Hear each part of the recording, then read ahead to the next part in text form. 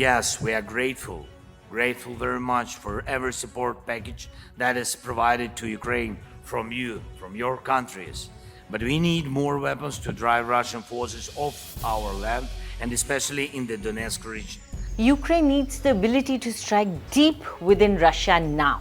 President Volodymyr Zelenskyy urged top US and allied military leaders in Germany as Kyiv continues to press its case that without long-range strikes and bolstered air defenses, it faces a bleak winter. The meeting of the Ukraine Defense Contact Group was taking place during a dynamic moment in Ukraine's fight against Russia as it conducts its first offensive operations of the war while facing a significant threat from Russian forces near a key hub in the Donbas region. It also comes days after Russia launched a deadly airstrike against a Ukrainian military training center that killed more than 50 and wounded hundreds. Then on Friday, Russia fired 5 ballistic missiles in the city of Pavlohrad, injuring at least 50 people. Zelenskyy told the contact group, "We need to have this long-range capability, not only on the divided territory of Ukraine, but also on the Russian territory, so that Russia is motivated to seek peace.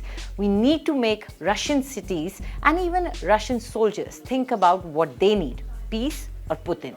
To date, the US has been reluctant to further loosen restrictions on the long-range missiles it does provide out of concerns that it could further escalate the conflict. So far, the surprise assault inside Russia's Kursk territory, in which Zelenskyy said Ukraine has been able to capture about 1,300 kilometers of Russian territory and kill or injure about 6,000 Russian soldiers, has not drawn away President Putin's focus from taking the Ukrainian city of Pokrovsk, which provides critical rail and supply links for the Ukrainian army.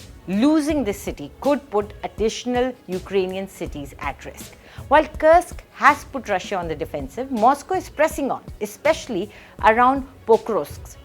US Defense Secretary Lloyd Austin has said this. Recent deadly strikes by Russia have renewed Zelenskyy's calls for the US to further loosen restrictions and obtain even greater Western capabilities to strike deep inside Russia. Zelenskyy also said systems that were already promised have been too slow to arrive. German Defense Minister Boris Pistorius said that the systems promised, particularly the Patriot air defense systems, need to be delivered to help Ukraine defend its electrical grid and infrastructure during winter fighting.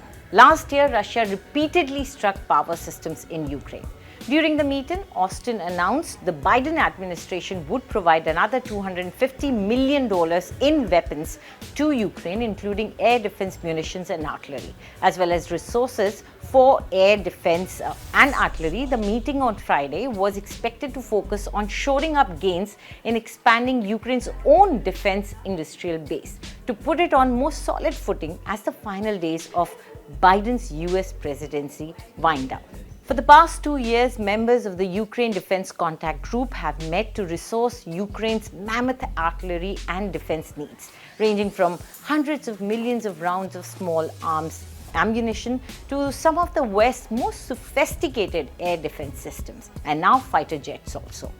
The ask this month was more of the same, but different in that it was in person by Zelenskyy and followed a similar in-person visit on Thursday in Kyiv by Biden's Deputy National Security Advisor.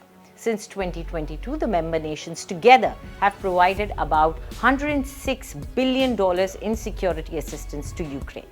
The US has provided more than $56 billion of that in total.